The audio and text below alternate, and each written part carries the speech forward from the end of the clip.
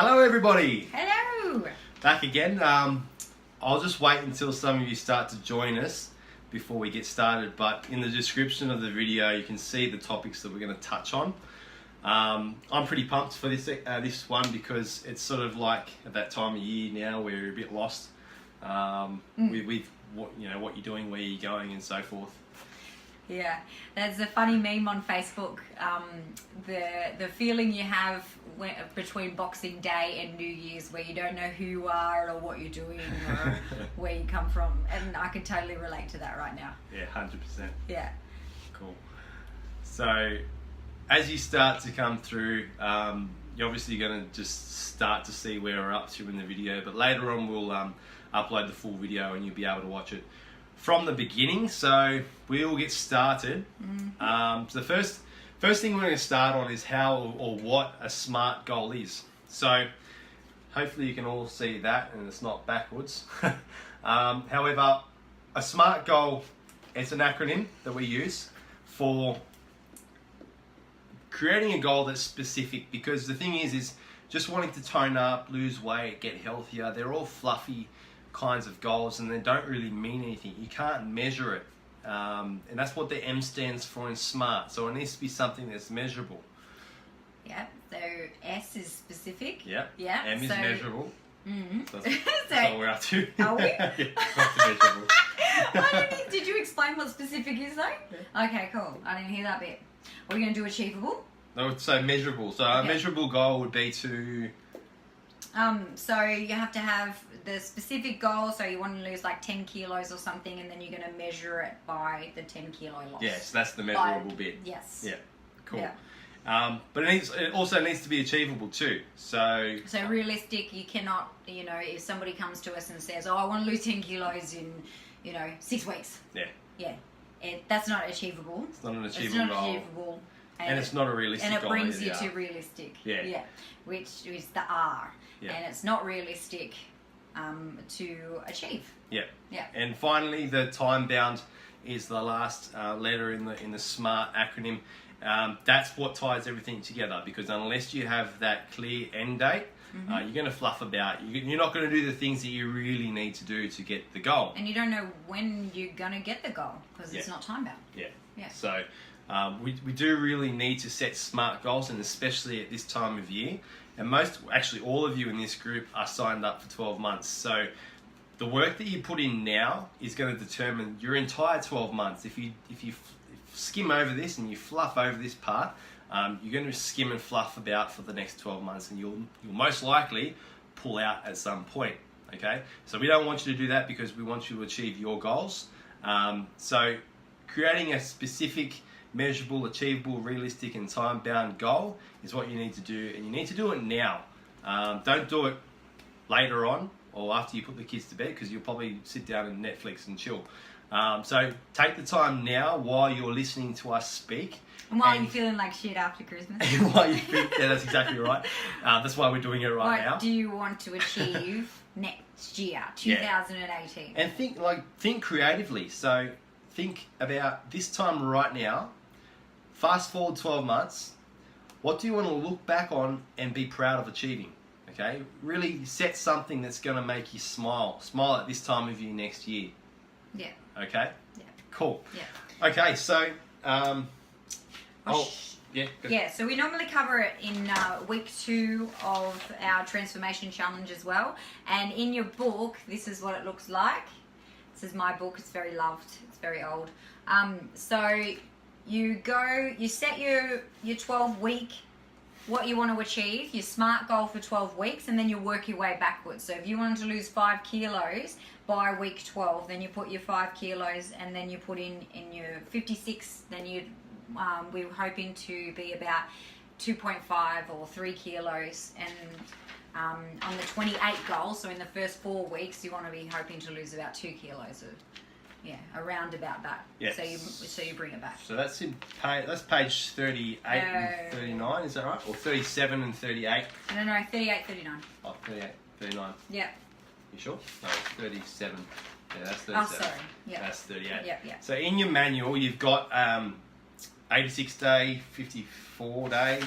56. No, sorry, 84, 56, and 28 day goal templates to use.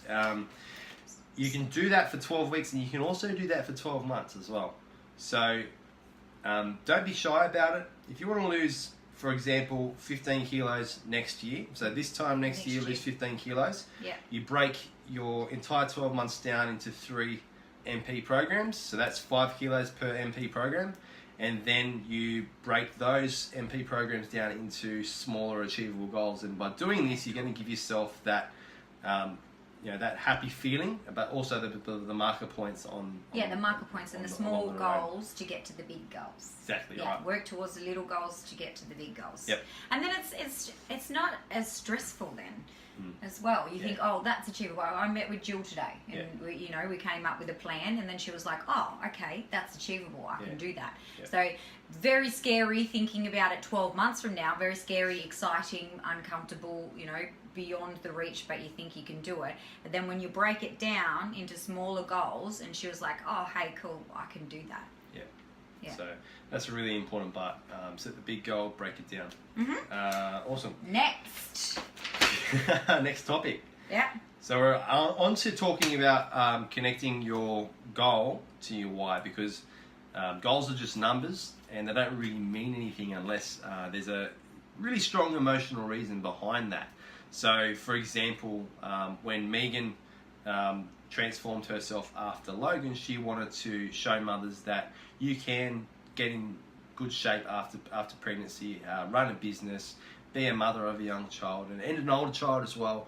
Be run flat out, but still take care of yourself. And in an easy, simple way. Without stretching yourself beyond your limits. So that was my deep-seated reason why. So when you want to set out to do something, you've got to have that connection to it. Otherwise, people can come to us and say, oh, I want to do this. Why do you want to do it? And if you don't have a reason why, you're not going to get there. And quite often, like, we do so many consultations with people, they have really good reasons, but it just hasn't really hit them. Yes. So hence the snapping point. So if you haven't had a snapping point yet, then you haven't really figured out that why. And when you have a snapping point, isn't it basically it's a do or die? It's a do or die situation. Like gun to your head. Pretty much. It's a gun to your head. I never want to be this way again. I'll do everything in my possibly can to never be that person again. So we do this in the first MP challenge by taking a photo of you and getting you to have that photo somewhere where you see it every day, on your dresser table, on the computer, at work, on your screen, on your phone.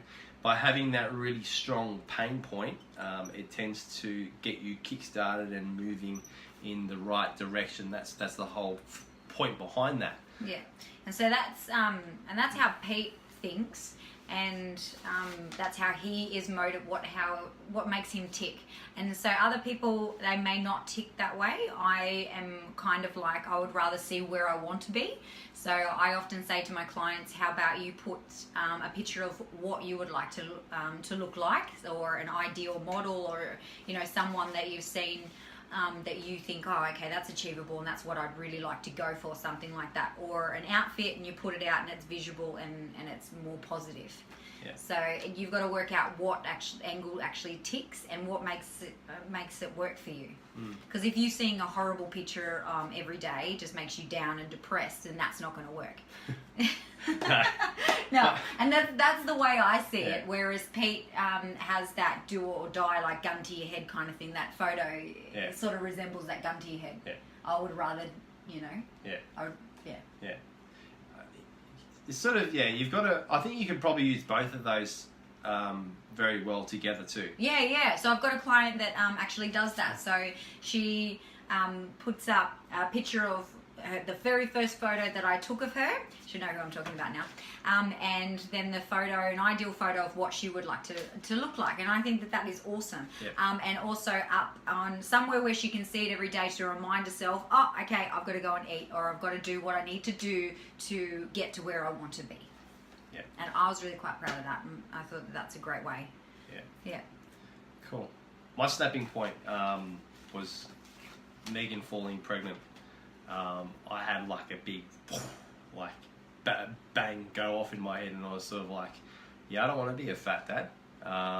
And you know, in the business and the line of work that I'm in, I can't afford to be fat. So that was something that was a really powerful driver for me, because for a long time there, I put all my focus into the business and the clients, and I sort of lost my way a little bit along the road as well. So, and you also had someone help with that snapping point, because you had someone tell you, someone that you think very highly of, tell you that you're in you're fat. Yeah. So when you are searching for that snapping point, quite often they come from those moments when somebody says something to you that, you know, if you react in a way where if someone calls you fat, or someone calls you you've got to do something about it. If someone gives you constructive criticism and you react in the wrong way, that'll obviously dictate your result. But have an adverse effect. Yeah, if you react in the right way, sometimes it can be the best thing that's ever been said to you. Yeah. And I had I had my mentor, he's like a father to me. I had him say, at the rate you're currently going, you're going to be fatter than your clients. We're throwing this fat word around a lot tonight, but it is what it is. It's body fat. It is fat. Yeah. He said to me, "You will be fatter than your clients," and that was just like, whoa, okay, bum kicked. Let's get moving. Time to listen. Time to shape up. Yeah, and that was a snapping point, but it wasn't the big driver. And the big driver with the why was obviously. And then that happened. Logan. So the big snap can often happen from little snaps along the way. Yeah. Hey? Like, and it's multiple snaps along the way, and along your journey as well. Yeah. Like I didn't, I'd have snapping points, and I didn't even realize I had snapping points until I looked back on it. Yeah. And I was like, that was the moment where I decided that this. Yeah. And then that was every the time you moment snap, you'll level up. Like, and it just doesn't happen overnight. It's not a miracle. Yeah, that's right. I mean, you'll have a snapping point, and you'll get a particular result from it. And then if you want to go a little bit further, you need another snapping point. Like, we've got people in the group like Ruth who aren't fat by any means, or overweight by any means. But she's had snapping points along the way, and I'm sure over the next 12 months she'll have even more snapping points. And those snapping points are the things that make you change your non-negotiables. You know, you may have a non-negotiable of having a drink every week. And that might be something that you really love to enjoy, but then you have a snapping point and you're like, oh, I can get rid of that drink. And replace it with something else. Because my goal is so important. My goal is bigger and more important. Yes. So, yeah. And be okay with that. Yeah. And once upon a time you may not have been okay with that, and you weren't ready for that. Yeah. And then all of a sudden you get that snapping point where you're ready. Yeah. Exactly. Cool. So, snapping points, blackmail. Look, I want to touch more on this blackmail thing, because photos up of what you want to look like are great, but what are some other things you can use for blackmail? We obviously got our photo shoots. So if you haven't locked in for a photo shoot yet, and you do want to do a photo shoot, let us know. But photo shoots aren't the only thing you can do. There are other things as well, like the MP Awards night, or our Physique Awards nights. Something like with blackmail, it's got to be something though that it's, like if you say, oh, I want to lose a dress size because I want to go to my daughter's farewell or whatever, right? In the whole scheme of things, it's not going to blackmail you, because you're going to put your hair and your makeup on, and if it doesn't happen, it doesn't happen. Your family still love you, your daughter still loves you for being there, and you're still going to feel nice when you get all pretty. But the photo shoots are a really great way, because you're going to be stripped off and you're going to be uncomfortable, and every choice that you make along the way it determines what you're going to look like in front of that camera. So even if you're not a photo shoot person, then it's still a good way to blackmail yourself, because you are going to be uncomfortable. So the photo shoot's almost similar to my blackmail. My blackmail is getting up on stage. Now, you don't have to get up on stage to have a good, remarkable transformation, but getting up on stage in front of, let's say, 1,000 people with a panel of 10 people judging every inch of your body in your budgie smugglers, that's sort of like, all right, well, today I can say no to the Lindt chocolates, because in 10 months' time I'm going to have to get up on stage and look the best I possibly can. So getting up on stage or photo shoots are really, really powerful. You might not be ready for that just yet. You may be in the future, So there are some other things There's you some can really do. other cool. Remember that jersey? There was a guy that couldn't fit into his. He loved the football team, and his wife and his kids bought him a football jersey, and he couldn't fit into it, and it was the biggest size. And that kind of is a snapping point, but it's also a drive and a blackmail into success because you want to fit into that jersey. So Ian Pearson, if you go on mpbody.com, his complete working man's guide to a transformation is up on the mpbody.com website. But his snapping point was his sons brought him a 3XL. I think it was a 3XL Melbourne Storm jersey, and he couldn't fit into it. And he desperately wanted to fit into that so he can go to the games with his sons. Yeah. So that's deep-seated, that's emotional. Like, you can't fit into that jersey, and you can't go and wear it with pride with your sons. Like, that's embarrassing. Yeah. So, there's your snapping point, there's your emotional reason why, and there's your blackmail. Yeah. You're blackmailing yourself to success. Another really cool one, I can't think exactly, but there was another cool one where... Let's touch on weddings, because weddings are something that can drive people, yeah. but it can also be the double-edged sword as well. So Rebecca, she used her wedding as a really good blackmail tool, but it was her that wanted to look good in her wedding dress. She wasn't doing it for Scott, so that was really powerful there. Yeah, she was determined. She came into it and she achieved her 5 kilo loss because that's what she wanted to do, and she wanted to fit into that wedding dress. Yeah. So did she buy the wedding dress before she... She had to get it taken in. She had to get it taken in. Yeah. Okay. That's cool. That's fair enough. Yeah. But if your goal is to look good for your wedding for other people, it's not going to be strong enough, because the person that's marrying you is marrying you for who you are right now. Yeah. So it's not going to necessarily be a strong enough why unless you're doing it for yourself. Yeah. So it does work. Some really cool blackmail tricks are to buy a pair of jeans that are a size smaller than you right now. Them with every check-in. Yep. Yeah. You can try them on every week and watch them sort of come up your legs. Erin Gregg did that with me when I was like way back in 2013. She had these one pair of jeans that she wanted to get into, and by hook or by crook every week she pulled them up, and first they came up to her calves, next they come up to her knees, then they were up to her thighs, and then she had to wriggle a bit to get them on, and then finally she slipped them straight on and they fit. So that's another really cool thing to do as well. And you can't get a pair of jeans for like any under $50 these days. So it's an investment. And even a dress, like ladies go out and buy a $200 dress that's a size smaller than you, and I guarantee you, if you spend $200 on a dress, you're gonna buy hook or by crook fit into that dress, aren't you? Yeah. Sit it there in front of you so you can see it. If you're a visual person. Yeah. Cool. Yeah. I think we've covered most of it. How you connect your why. Yeah. To deep-seated, your snapping point, and how to blackmail yourself. So, blackmailing yourself is a good way to do. To achieve what you want to achieve if you haven't exactly found your why yet either. So if you haven't found your deep-seated emotional connection, reason why you want to do what you want to do, then that's another way. So blackmailing yourself is another way of achieving what you want to achieve. Yeah, and then you find out along the way. Yeah. So I've got this little visual here, and it's backwards, so I should have used the other camera. But this says snap, and this says blackmail. That's your why and that's your goal. So your goal underlies everything. If you don't have the goal, you don't have anything. But to make this goal come into fruition, you need the snap point and the blackmail. Okay, so your snapping points can come from anything that you said to you, or we've spoken about all of that, and then there's your blackmail there. And these things help you find this, your strong emotional reason why.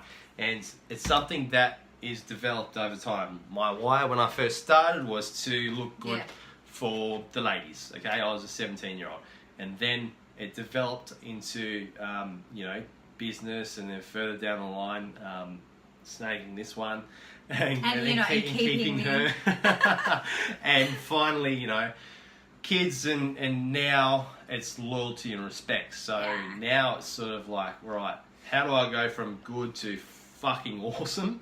How do I go from good to great? Well, it comes back to me in it's respect and status, wanting isn't it? that status. Yeah, which is very, very cool. Yeah, you've gone from that to now you want that respect. I want and people that to. status. I want people to look at me and think, I need to listen to this bloke because he knows what he's talking about. Yeah. And that's how you go from looking good to looking great. So Ruth, you might even get something from that there. Yeah, and thanks for watching, and Kayla. Yeah, thanks for watching, guys. If you're tuning in later on, thank you for watching. Leave a comment below so we know whether you watched it and what you think. We'll be doing these every month, so around this time next month, keep an eye out. We'll teach you how to record data like a champion. Mm-hmm. And if there's anything else that you want us to cover, let us know as well. Yeah, post in the group. Yeah. And post in the group as much as you can. So post your cook-ups, post what you're eating, post things that come to mind. And Jill, post your fitness outfit that you're going to get. That you promised me today you were going to get. So Jill, you're buying your photo shoot outfit right over the next week. So we want to see it. Cool. All right, thanks guys. See ya. guys.